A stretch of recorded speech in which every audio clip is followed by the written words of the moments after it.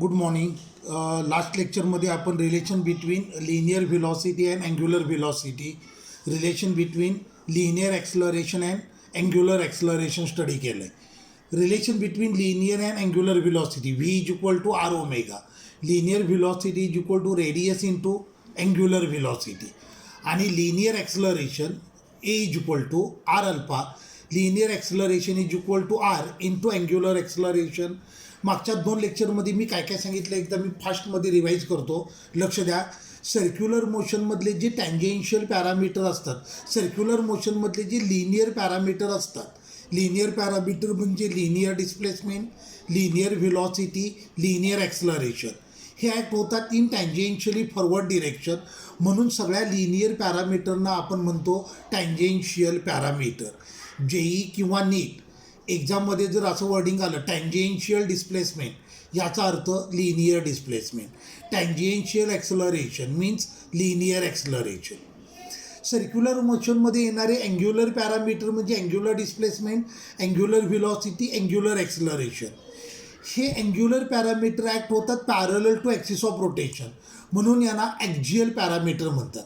Particle जर circular motion perform करत असेल इन अँटी क्लॉकवाईज डिरेक्शन, सगळे ॲक्झियल पॅरामीटर म्हणजेच अँग्युलर पॅरामीटर ॲक्ट होतात parallel to axis of rotation in vertically upward direction.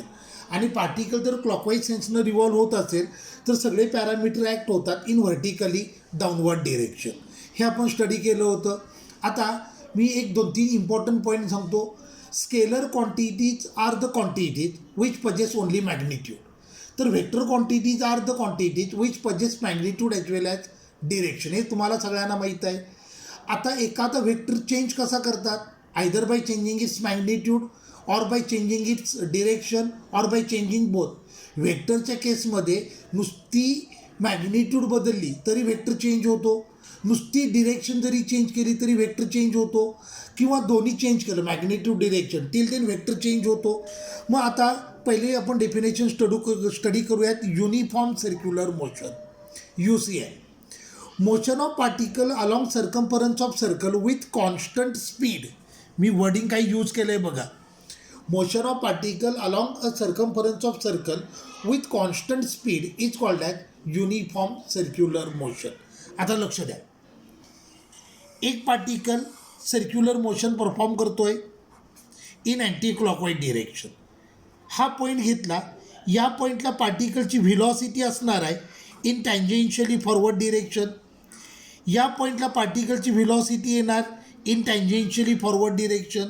हा point consider केला तर या पॉईंटला पार्टिकलची व्हेलॉसिटी असणार इन टँजेन्शियली फॉरवर्ड डिरेक्शन. हा पॉईंट कन्सिडर केला, या पॉईंटला पार्टिकलची व्हेलॉसिटी असेल in tangentially forward direction. So in case of circular motion प्रत्येक पॉईंटला ऑन सर्क्युलर ट्रॅक पार्टिकलच्या व्हेलॉसिटीची डिरेक्शन डिफरंट आहे. बरोबर आहे. बघा इथे डिरेक्शन ई आहे, या पॉईंटला डिरेक्शन ई आहे, या पॉईंटला डिरेक्शन ई आहे, या पॉईंटला डिरेक्शन ई आहे. So when particle is performing circular motion at different point direction of velocity is different. So in case of circular motion it is not possible to maintain constant velocity. माझे word खूप important आहेत, नीट लक्ष देऊन ऐका. जर particle circular motion perform करत असेल, सर्क्युलर मोशनच्या केसमध्ये पार्टिकलचा स्पीड कॉन्स्टंट राहील बट नॉट व्हेलॉसिटी. दोघात काय डिफरन्स आहे? Speed is scalar quantity, velocity is vector quantity. एक पार्टिकल जर सर्क्युलर मोशन परफॉर्म करत असेल तर त्या केसमध्ये पार्टिकलचा स्पीड आपल्याला कॉन्स्टंट मेंटेन करता येईल, पण व्हेलॉसिटी कॉन्स्टंट मेंटेन करता येणार नाही, कारण सर्क्युलर ट्रॅकवरच्या डिफरंट पॉईंटला व्हेलॉसिटीची डिरेक्शन डिफरंट असणार आहे. So obviously velocity constant maintain करता येणं शक्य नाही. व्हेलॉसिटी डिरेक्शन वाईज चेंज होईल, किंवा मोर करेक्टली आपल्याला असं देखील म्हणता येईल in case of circular motion it is possible to maintain constant magnitude of velocity but not direction. व्हेलॉसिटीची मॅग्निट्यूड कॉन्स्टंट राहते पण डिरेक्शन मात्र व्हेरिएबल असते. सो ओव्हरऑल व्हेलॉसिटी पण व्हेरिएबल असेल. So in case of circular motion v is constant. बरोबर आहे. V is constant याचा अर्थ speed is constant, but vector v is not constant. Vector v म्हणजे व्हिलॉसिटी कॉन्स्टंट राहील का? राहणार नाही, कारण व्हिलॉसिटीची डिरेक्शन चेंज होते आणि व्हेक्टरची फक्त डिरेक्शन चेंज झाली तरी ओव्हरऑल व्हेक्टर चेंज होतो. So in case of circular motion velocity of particle is constant but not speed of particle is constant but not its velocity direction wise change होईल. आता लक्ष द्या, एक पार्टिकल सर्क्युलर मोशन परफॉर्म करतोय तर त्याला angular acceleration एकच असेल. क्वांटिटी वाईज लक्ष द्या, अँग्युलर ॲक्सलरेशन एकच असेल आणि ते असेल इन व्हर्टिकली अपवर्ड डिरेक्शन और downward direction parallel to axis of rotation depending upon sense of revolution. बरोबर आहे. When particle is performing circular motion, त्या पार्टिकलला अँग्युलर डिस्प्लेसमेंट एकच असेल. ती मे बी व्हर्टिकली अपवर्ड असेल किंवा मे बी व्हर्टिकली डाऊनवर्ड असेल, पण ते ॲक्सिस ऑफ रोटेशनला पॅरलल असेल. पार्टिकलला अँग्युलर व्हिलॉसिटी एकच असेल parallel to axis of rotation. पार्टिकलला लिनियर डिस्प्लेसमेंट एकच असेल इन टँजेन्शियली फॉरवर्ड डिरेक्शन.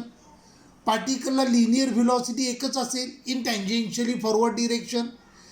पार्टिकलला अँग्युलर ॲक्सलरेशन एकच असेल अलॉंग ॲक्सिस ऑफ रोटेशन. पण जो पार्टिकल सर्क्युलर मोशन परफॉर्म करतो त्याला दोन लिनियर ॲक्सलरेशन असतं. एक ॲक्सलरेशन असतं ते ॲक्ट होतं इन टँजेन्शियली फॉरवर्ड डिरेक्शन, त्याला आपण म्हणतो टँजेन्शियल ॲक्सलरेशन, आणि त्याचा फॉर्म्युला आपण ऑलरेडी प्रूव्ह केला आहे. Tangential acceleration is equal to R alpha. मागच्या लेक्चरमध्ये आपण हे स्टडी केलं आहे. जो पार्टिकल सर्क्युलर मोशन परफॉर्म करतो त्याला अँग्युलर डिस्प्लेसमेंट एकच असतं, लिनियर डिस्प्लेसमेंट एकच असतं, अँग्युलर व्हिलॉसिटी एकच असते, लिनियर व्हिलॉसिटी एकच असते, अँग्युलर ॲक्सलरेशन एकच असतं, पण लिनियर ॲक्सलरेशन दोन असतात. एक ॲक्सलरेशन असतं ते टँजेन्शियली फॉरवर्ड डिरेक्शनला असतं, याला आपण म्हणतो टँजेन्शियल ॲक्सलरेशन. तर दुसरं ॲक्सलरेशन असतं along radius toward centre of circle, याला म्हणतात centripetal acceleration or radial acceleration. ह्याचा सिम्बॉल असतो व्हेक्टर AC किंवा व्हेक्टर AR. मी काय म्हटलं नीट ऐका. जो पार्टिकल सर्क्युलर मोशन परफॉर्म करतोय त्या पार्टिकलला दोन लिनियर ॲक्सलरेशन असतात. एक ॲक्सलरेशन असतं ते टँजेन्शियली फॉरवर्ड डिरेक्शनला असतं, याला आपण म्हणतो टँजेन्शियल ॲक्सलरेशन आर अल्फा. आणि त्या पार्टिकलला अजून एक ॲक्सलरेशन असतं, ते ॲक्सलरेशन ॲक्ट होतं along radius toward centre of circle, त्याला म्हणतात सेंट्रिपिटल ॲक्सलरेशन किंवा रेडियल ॲक्सलरेशन. हे ॲक्सलरेशन ॲक्ट होतं टुवर्ड सेंटर ऑफ सर्कल, म्हणून याला काय म्हणायचं, सेंट्रिपिटल ॲक्सलरेशन. हे ॲक्सलरेशन ॲक्ट होतं in radial direction along radius, म्हणून याला म्हणायचं radial acceleration. So centripetal acceleration याची डेफिनेशन असते अ linear acceleration produce in particle performing circular motion which acts in radially inward direction is called as centripetal acceleration. मी definition repeat करतो.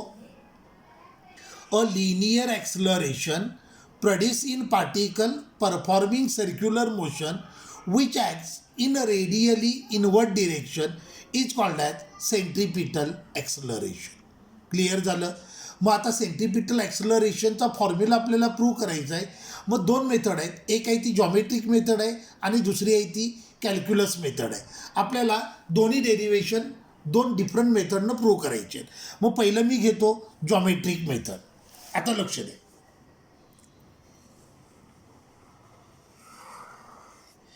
दिस is circular track. Initially particle is at point A. या पॉईंटला AB पार्टिकलची velocity आहे, vector V आहे. तुमच्या लक्षात येते का, सर्क्युलर मोशन पार्टिकल परफॉर्म करत असेल तर प्रत्येक पॉईंटला त्याची व्हिलॉसिटी सेम राहणार नाही, व्हिलॉसिटीची डिरेक्शन बदलते, त्यामुळे ओव्हरऑल व्हिलॉसिटी चेंज होणार. ही पोझिशन मी लोकेट केली with respect to centre of circle by drawing a radius vector. So vector RA. In time dt, particle move from point A to point B किंवा point C. आपण बी already use केलं आहे. Particle move झाला point सीला, C पॉईंटला, ह्या पॉईंटला पण मी लोकेट केलं by drawing a position vector R C.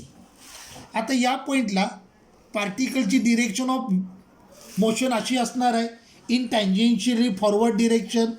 मग हे C D, this is nothing but velocity at point C, V C. बरोबर आहे. आता बघा, व्ही ए आणि व्ही सी दोन्ही सेम असणार नाहीत. बरोबर आहे, कारण ए पॉईंटला व्हिलॉसिटीची डिरेक्शन वेगळी आहे, सी पॉईंटला व्हिलॉसिटीची डिरेक्शन वेगळी आहे. Therefore vector V A is not equal to vector V C. Idea clear होते. पॉईंट एला व्हिलॉसिटीची मॅग्निट्यूड आणि पॉईंट सीला व्हिलॉसिटीची मॅग्निट्यूड सेम आहे, पण ए पॉईंटला व्हिलॉसिटीची डिरेक्शन डिफरंट आहे, सी पॉईंटला व्हिलॉसिटीची डिरेक्शन डिफरंट आहे. क्लिअर आहे. त्यामुळं velocity at point A is not equal to velocity at point C. Velocity vector quantity आहे, त्यामुळे तिची नुसती डिरेक्शन जरी बदलली तरी ओव्हरऑल व्हेक्टर चेंज होणार. त्यामुळे ए पॉईंटची व्हिलॉसिटी आणि सी पॉईंटची व्हिलॉसिटी सेम नाही आहे. मी आता काय करतो बघा, ए बीला एक पॅरलल लाईन ड्रॉ करतो at point C. C D suppose करा हे ई. आता हे सी ई म्हणजे व्हिलॉसिटी ॲट पॉईंट एचं सी पॉईंटचं प्रोजेक्शन झालं. This is vector V A. काय म्हटलं कळलं? CE represent projection of V A at point C. पुन्हा एकदा मी क्लिअर करतो, ए पॉईंटची व्हिलॉसिटी सी पॉईंटला सेम राहणं पॉसिबल नाही आहे, कारण डिरेक्शन ऑफ मोशन चेंज होते. क्लिअर झालं का? ए पॉईंटची व्हिलॉसिटी सी पॉईंटला सेम राहणार नाही, पण मी काय केलं, पॅरलल लाईन ड्रॉ करून व्हेक्टर व्ही एला सी पॉईंटला प्रोजेक्ट केलं. क्लिअर झालं. मग मी हे जॉईन करून घेतो. हे मी जॉईन केलं. Okay, like that. हा अँगल डी थिटा. आता डायग्राम केअरफुली ऑब्झर्व करा.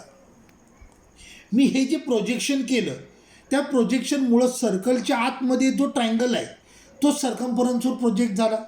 ह्याला असं रोटेट करून बघा. हा ट्रायंगल असा जर मी टर्न केला तर ऑब्व्हियसली हा वरच्यासारखा ट्रायंगल येणार. मी काय म्हणतो लक्षात येत आहे? मी हे जे प्रोजेक्शन केलं आहे त्या प्रोजेक्शनमुळं अँगल सी ओ ए हा सर्कम्फरन्सवर प्रोजेक्ट झाला. याचा अर्थ angle D C E is projection of angle C O A. मग ऑब्व्हियसली हा अँगल काय येणार? D theta. आता आपल्या ओरिजिनल ट्रायंगलमधली साईड ओ ए ती या केसमध्ये असणार सी, आणि ओरिजिनल ट्रायंगलमधली साईड ओ सी ह्या ट्रायंगलमध्ये असणार सी डी, आणि ओरिजिनल ट्रायंगलमधली साईड ए सी या प्रोजेक्शनमध्ये येणार ई डी. क्लिअर झालं. सो अँगल सी ओ ए हा डी थिटा आहे, तर ऑब्व्हियसली प्रोजेक्शनमध्ये हा अँगल काय आला? डी थिटा आला. हे डायग्रॅम सगळ्यांना क्लिअर झाला. मी काय केलं बघा, velocity at point A V A घेतली. बरोबर आहे. Velocity at point C V C घेतली. ह्या दोन व्हिलॉसिटी सेम असणार नाहीत, कारण सर्क्युलर मोशन परफॉर्म करताना प्रत्येक पॉईंटला डिरेक्शन ऑफ मोशन चेंज होते. त्यामुळं ए पॉईंटची व्हिलॉसिटी आणि सी पॉईंटची व्हिलॉसिटी डिफरंट असणार. मग मी काय केलं, सी ड्रॉ केलं पॅरलल टू ए बी.